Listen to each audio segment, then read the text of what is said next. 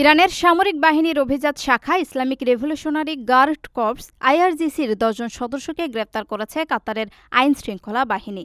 বুধবার ভোরের দিকে তাদের গ্রেপ্তার করা হয়েছে। আইনশৃঙ্খলা বাহিনীর বরাত দিয়ে কাতারের রাষ্ট্রীয় বার্তা সংস্থা এক প্রতিবেদনে জানিয়েছে, গ্রেপ্তার ১০ জনের বিরুদ্ধে কাতারের সরকার ও সামরিক অবকাঠামো সংক্রান্ত গুরুত্বপূর্ণ গোপনীয় তথ্য চুরি এবং তা পাচারের অভিযোগ আছে। এদের মধ্যে ৩ জনের সামরিক ড্রোন তৈরি এবং নিক্ষেপ সংক্রান্ত প্রশিক্ষণ আছে।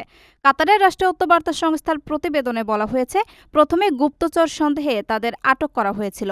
তারপর প্রাথমিক জিজ্ঞাসাবাদে তারা স্বীকার করেছে যে আইআরজিসির চর হিসেবে কাতারে কাজ করছিলেন তারা।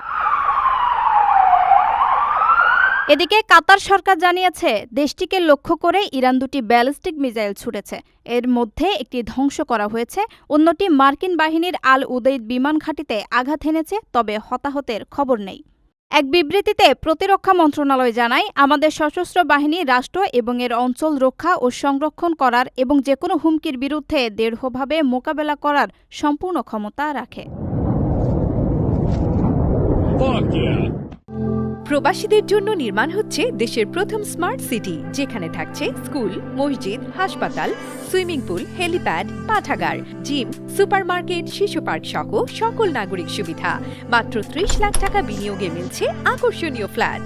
প্লাটিনাম ইনভেস্টরদের জন্য ঢাকা বিমানবন্দরে ভিআইপি প্রোটোকল সুবিধা।